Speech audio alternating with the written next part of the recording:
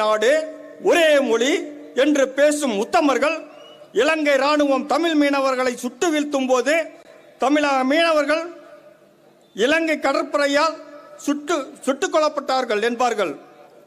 தமிழ் மீனவர்கள் சுட்டுக் கொல்லப்பட்டார்கள் என்பார்கள். இவர்கள் ஒரே நாடு ஒரே மொழி என்று பேசும் உத்தமர்கள்.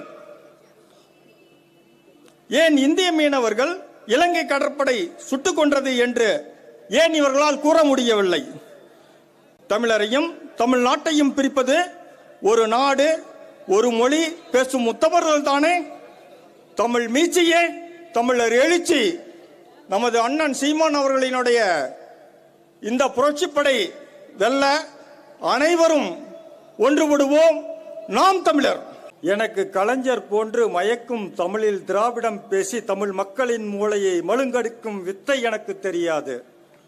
ஒரு கன்னடர் கன்னடம் மொழி பேசுகின்றார், ஒரு மலையாளி மலையாளம் மொழி பேசுகின்றார், ஒரு தெலுங்கர் தெலுங்கு மொழி பேசுகின்றார், ஒரு தமிழர் தமிழ் மொழி பேசுகின்றார். இவர்கள் மூச்சுக்கு மூச்சு முட்ட சுதந்திரம் என்றும் சுயமரியாதை என்றும் பேச்சுக்கு பேசி தமிழ் மக்கள் மூளையை சலவை செய்வார்கள். இவர்கள் திராவிடம் என்று பேசி திணறடிப்பார்கள். தமிழர்கள் மத்தியில் கடமை கண்ணியம் கட்டுப்பாடு என்று பேசி இவைகள் எல்லாம் உங்களுக்குத்தான் எங்களுக்கு இல்லவே இல்லை என்பார்கள். பிராணவாயு மூச்சு காற்று இல்லாமல் கூட இவர்கள் உயிர் வாழ்ந்து விடுவார்கள்.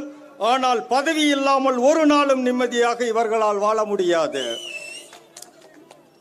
அதனால் பணத்தை வைத்து பதவியை பிடி, பதவியை வைத்து பணத்தை குவி என்பதே இவர்கள் நோக்கம். அதனால் இவர்களுக்கு சுதந்திரம் சுயமரியாதை கடமை கண்ணியம் கட்டுப்பாடு இல்லவே இல்லை.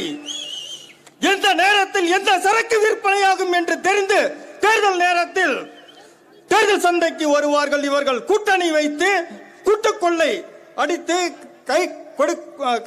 கொள்ளையர்கள் கை தேர்ந்த கொள்ளையர்கள் இவர்கள். பலம் தின்று கொட்டை போட்ட தேர்ந்த அரசியல்வாதிகள் இவர்கள்.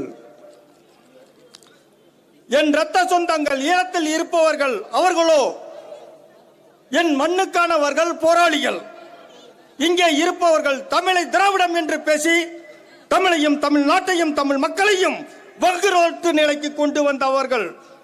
எனவே தமிழ் மக்களே, நாம் தமிழராக இணைந்து விழித்துக் கொள்ளுங்கள். இனியும் தூங்கிவிட்டால் ஈழத்தில் நடந்தது இங்கேயும் நடக்காது என்ற உத்தரவாதம் இல்லை.